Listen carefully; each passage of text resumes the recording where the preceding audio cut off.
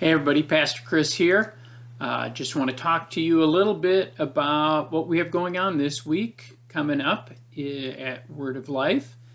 And so just want to remind everybody that we're doing the Operation Christmas Child, the shoe boxes right now.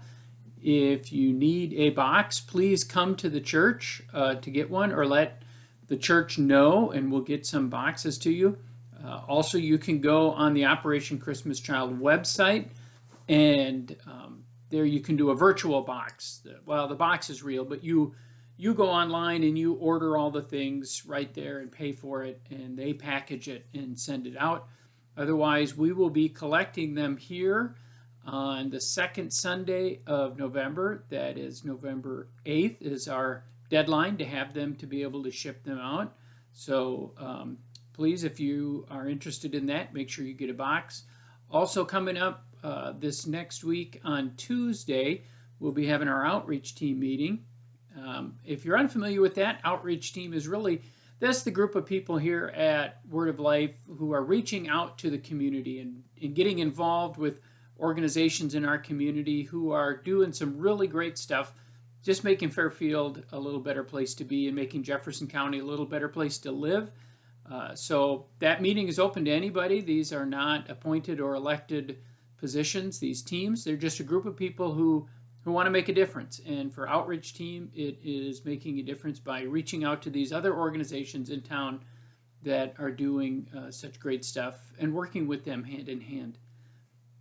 My sermon this Sunday, it's All Saints Sunday, but we'll really be focusing here. This is our fifth sermon on the life of Jacob.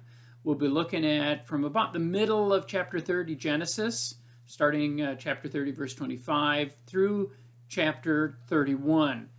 And this is a time where Jacob is now worked his 14 years and earned Leah and Rachel as his wives, and he wants to go home. He's homesick. And so he says to Laban, his father-in-law, I've been working all this time, I'd like to go. And they end up striking a really strange deal. Jacob doesn't leave. Instead, he works for Laban, but his pay will be, now he'll get pay. He's worked and got the wives. Now he'll work for to wealth, to build up his own wealth. And they strike a real strange deal on how Jacob will be paid, with sort of what they would have considered the lesser animals. So we'll be talking about that. But Jacob, getting what Laban thought were the lesser animals, actually flourishes and becomes very wealthy. And then he runs away, basically.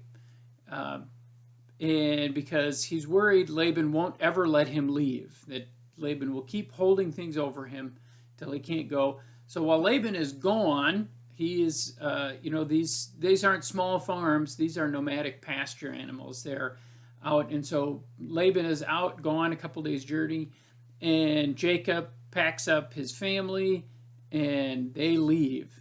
And Jacob's wives, Rachel and Leah, those are Laban's daughters, they are only too happy to go. They're done with their dad. Their attitude is, our dad sold us and then he wasted the money he got for him, so we're done with him.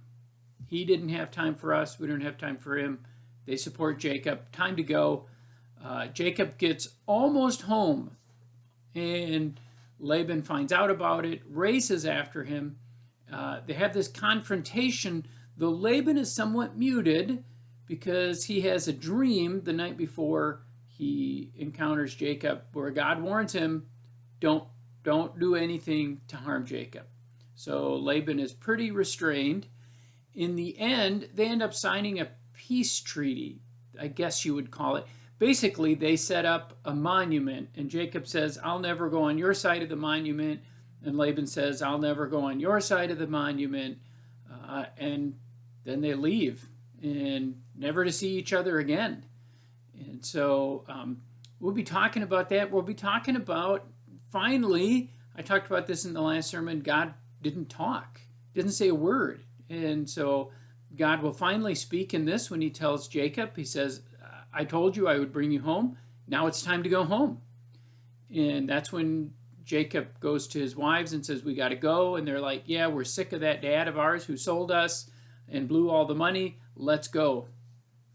And so that's what we'll be talking about, continuing this theme here throughout the life of Jacob, that how Jacob and everybody else is constantly making bad decisions. They're constantly trying to use each other and take advantage of each other. But through all of it, God is faithful.